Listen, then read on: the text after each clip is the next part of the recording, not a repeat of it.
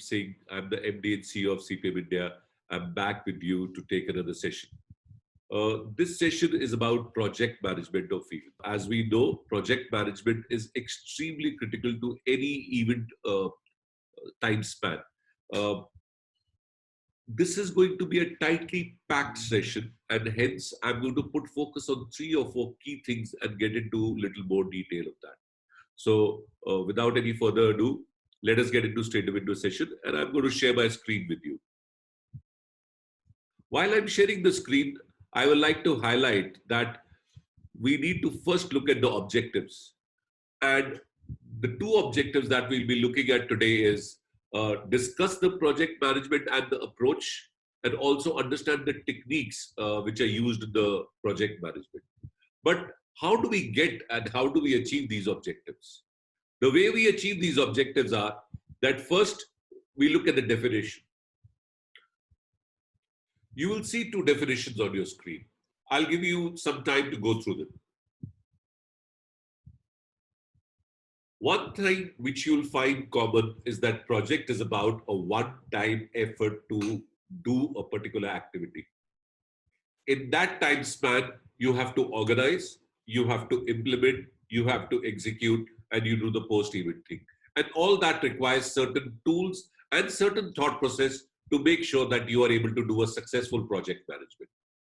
So what are the various steps or what are the various techniques of project management? We're going to just go through them one by one and then probably pick up them separately and have a look at it. So the first important thing is to have a detailed strategy and scope of work. As the sentence says, it's important what the activity or the project is all about. We should be able to cover all that in the scope of work. The second is the work breakdown structure, and we will talk about this a little later as well. But that is, once you have the scope of work, how we divide them into various steps. Resource analysis, which means that we should be able to allocate certain resources required for all these steps, and also identify tasks and responsibilities. Who will do it? How will they do it is very, very critical as well. Now that we have all this, it's important that we put it against timeline. We should be able to know when will it start, when will it finish, what are the milestones which are in between, and are we monitoring them continuously? Then it comes to network analysis. It's followed by scheduling so that we are able to monitor whether things are in control or not. Then it is responsibilities from documents to deliverables. Is everybody aware what they're supposed to do, how they're supposed to do it, and is it documented well as well? And not to forget the most important, is this particular project giving the right kind of ROI or return which is expected to come out of this project? So these are important, followed by what is the critical, that are we doing the work in progress report? Are we aware that at what point of time we need to check what, and is it going as per what we need or not? So this is the steps of 9 steps of project management. Let's dwell into some of them now more micro. So as we discussed, the first is defining project strategy and scope of work.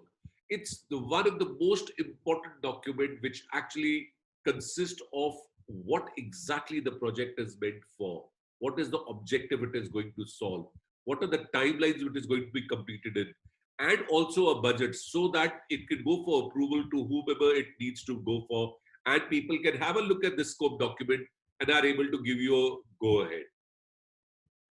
The second is the work breakdown structure. We talked about this, that if you have the scope very clear, how you need to divide the entire project or the event into various activities. A great example in front of you is that of a conference. So if you remember in one of the last sessions, we talked about the New Year's Eve. This is about a conference. And as you can see, in conference, you have the speakers, you have the venue, and you have the marketing part. And the work breakdown structure allows you to then put various components in each of them and populate it for you to monitor it closely, whether the project is going as per schedule or not.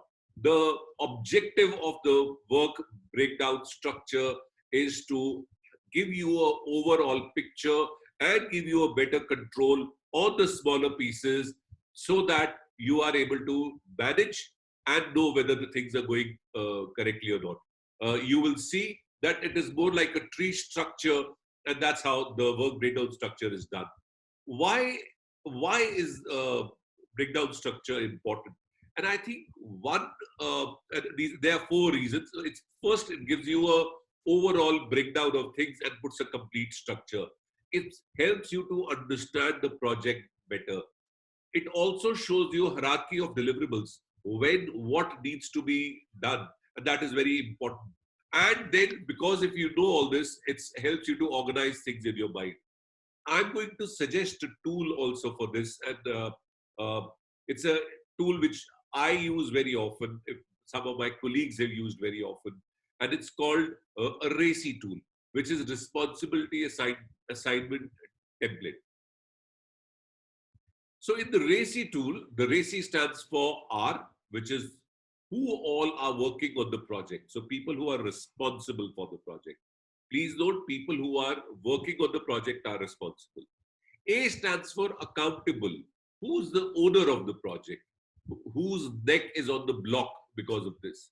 C is consulted. These are active participants from whom inputs are needed in the project. And I is for informed, which is people who need to be kept informed. And it is critical that we understand this. What you do then with RACI is create a task sheet. So you have people on the top row and you have tasks on the column side. You know people who are in your team, you know the tasks which you have broken down for the event, and each task then somebody is responsible, somebody is accountable, somebody needs to be consulted, and somebody needs to be informed. That's how we see it. That's what RACI stands for. So, and you will notice in this particular slide which you're looking at right now, in task 1, person 3 is responsible and person 6 is responsible, which means there can be 2 people who can be responsible for the same task because both are doing the task. Although there's only one person which is accountable, which is person 5 in task 1.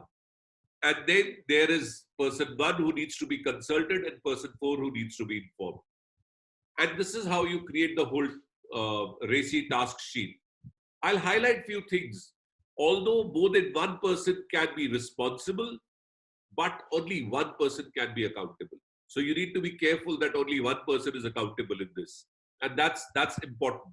Also, another advantage of the RACI task sheet is you are able to see the distribution of work.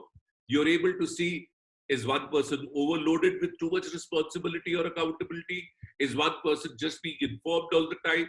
So that's how you distribute the various things. And last but not the least, depending on the skills of the people, you can give them work. So people who are more responsible probably could be doing more tasks and things like these. So this is a tool which I wanted to share with you, which can help you to make your WBS much better. Next, let's look at the resource analysis. Resource analysis is equally important.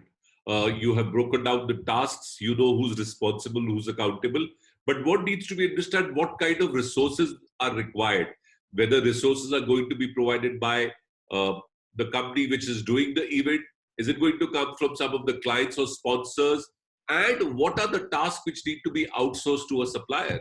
As somebody who's organizing an event, it's not possible that you will be doing all the stuff yourself. So what are the things which need to be outsourced to a supplier, which become your resource as well? Also, there are events for which sometimes resources need to be created specifically. So, which are not probably readily available, which need to be customized, which need to be created, specifically for the event. So, we need to outline all the resources, and that's what we talk about in resource analysis. Let's move on from resource analysis and then come to identify tasks and responsibilities in a particular area. We talked about RACI, but here is a great example that if you're doing a convention or a conference, how the promotion responsibilities might look like. And the reason why this is displayed is to give you an idea that even under each head, You will have subheads and then micro heads under them. So you're able to monitor it very, very closely. In promotion, you have to identify the media. You have to get in touch with the media. You need to create a schedule, and then you need to create a press release. Under each one of them, there are micro responsibilities. When you talk about identifying the media, a comparative analysis, which is the media which suits you best. When you're talking about contacting the media, who's the person you want contacting, by when you should contact him. Scheduling, who's responsible and how it's going to be done. So this is another way how we use the RACI. This is another identifying task and responsibilities the way it has been seen. According to me, scheduling is one of the key factors when it comes to events. The reason I say this is because lots and lots of events just get ready at the right time. And that is something which we need to be watch out for. Scheduling is one of the key factor where we put all the tasks against a timeline. What happens 24 hours before the event? What happens 18 hours before the event? What happens 12 hours before the event? And we know by when we'll be ready. So we prepared a task sheet with a RACI. We need to put some timelines in that to have our entire scheduling thing going. And one of the important way that we can do is with a Gantt chart. And I'm showing you the example of Gantt chart where you have the task name, where you have the duration that how much time this will take, and you put it on a calendar to know that if today I'm sitting on day 5, what should have got completed and I'm on running on schedule or no.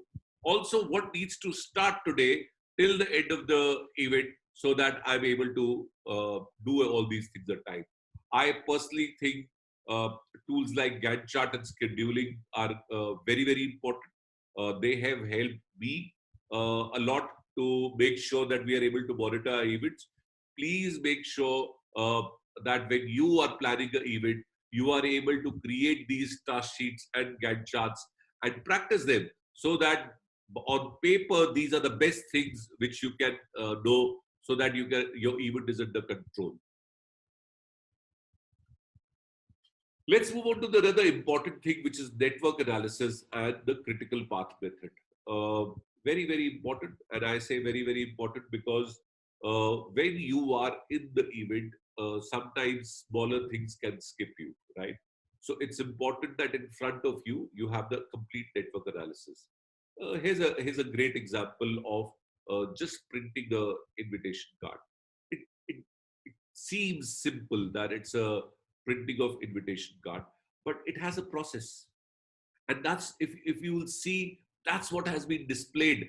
You are able to see the entire process of printing of the invitation card. You have to pick a calligrapher, you have to pick a printer. Printer will suggest you a template, calligrapher will write it, who will design it. After designing, the print will happen. It will go back to the calligrapher to write the addresses of the invitation, and then eventually sending of the invitation and getting a receiving that people have received the invitation. That's the finish point, right? You cannot miss any element. If you don't follow this network analysis or critical path method, one step, even if get missed, that brings a problem. So the reason why critical path method is important is so we don't miss anything and everything remains under control. The next portion is of responsibilities of documents to deliverable. We in the project management, we have talked about so many things. We talked about WBS, we talked about RACI, we talked about checklist, we talked about scheduling in the Gantt chart, and then we talked about resource analysis.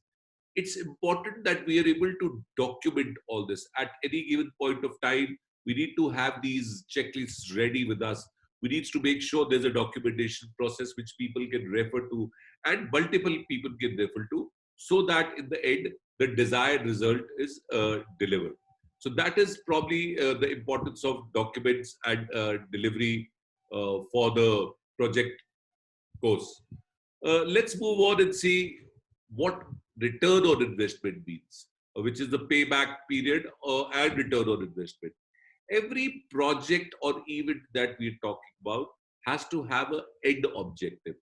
it could be to earn a goodwill, it could be increase in the uh, brand loyalty or the customer loyalty, it could be for the increase in sale, it could be for community building, it could be for just uh, making people have a good time. So, whatever is the objective, we must be able to gauge that after the event, have we, or after the project, have we been able to get to that objective?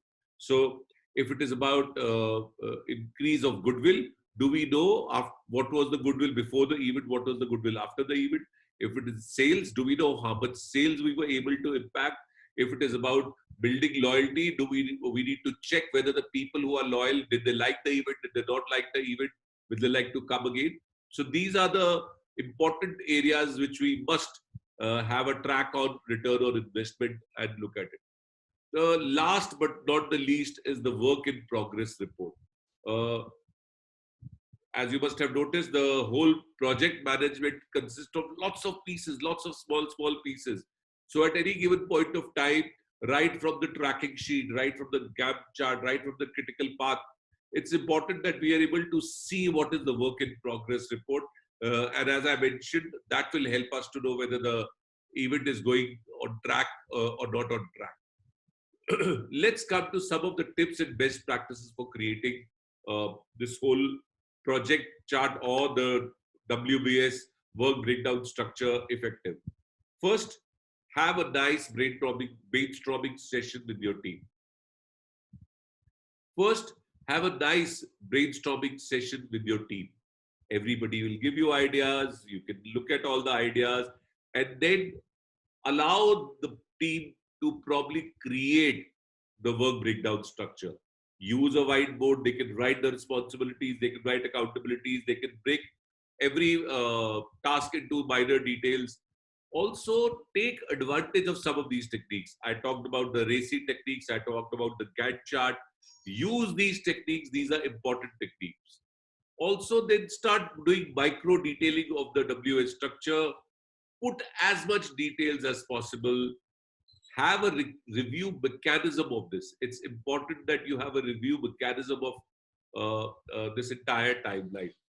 Remember the documentation. You have to document whatever the review you are doing or whatever uh, timelines you have prepared. If you haven't done that, then it becomes a problem. And also, it's important that you train your people. It's at the beginning of the project. Your people should know all these tools so that you can use them effectively. I'll stop sharing my screen now and talk to you. Uh, Project management, according to me, is the heart and soul of any event. The reason why I say this, it requires discipline, it requires follow up, it requires certain bit of what your enthusiasm and certain bit of diligence that you continuously need to look at it, that everything is going on time. It is this part of the theory in event management that is going to help you the most.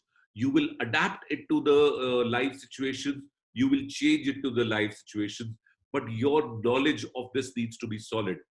My suggestion to you is think of an event in your mind, create these Gantt charts, create the RACI task sheets, look at the critical path method, and practice so that with this, whenever you come to a situation where you have to plan for the event, actually, you will be equipped to do this.